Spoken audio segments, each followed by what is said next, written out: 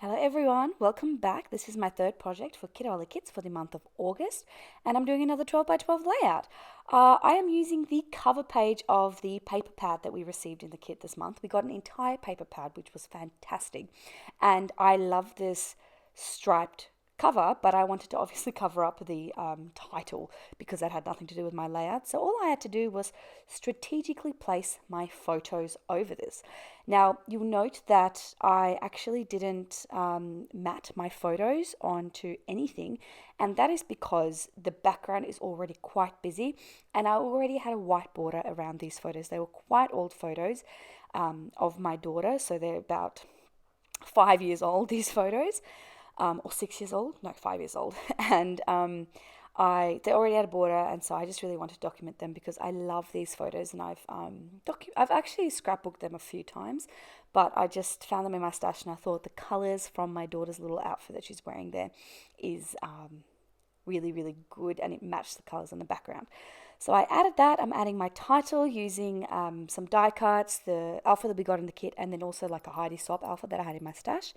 I'm adding some tiny word phrases, and this part I actually sped up super fast for you because I thought it'd be interesting to show you kind of my process, how I choose die cuts from ephemera packs, because there's sometimes so many of them and I don't know which ones I want to use. So I kind of like scatter them all over my layout, and then I sort of decide where I want to put them. So once I was happy with the ones that I had chosen, I stuck those down.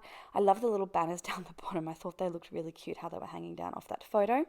And then I really wanted to make sure that on the left side of the layout I had something more colorful because I felt that it was slightly imbalanced, sorry, my apologies, imbalanced because on the right side it's quite bright and colorful, and on the left side it's more muted and white.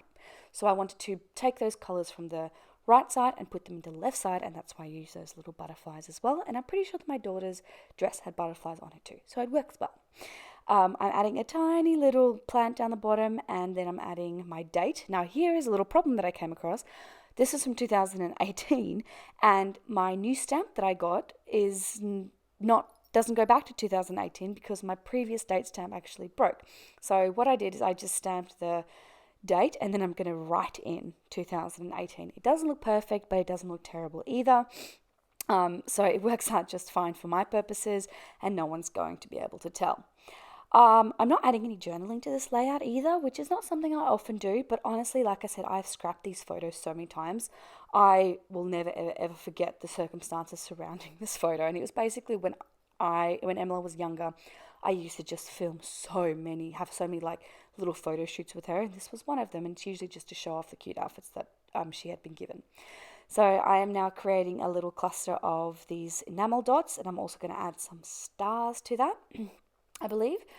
And the reason is just because you can still see that kind of scallop white behind the photo, and I just wanted to fill that up with something but not make it too busy. So this is why I'm adding little tiny gold stars, just to kind of make the layout feel more spread out. As you probably know about me, I am not comfortable with white space in layouts, and I'm still learning how to use white space, and it makes me scared.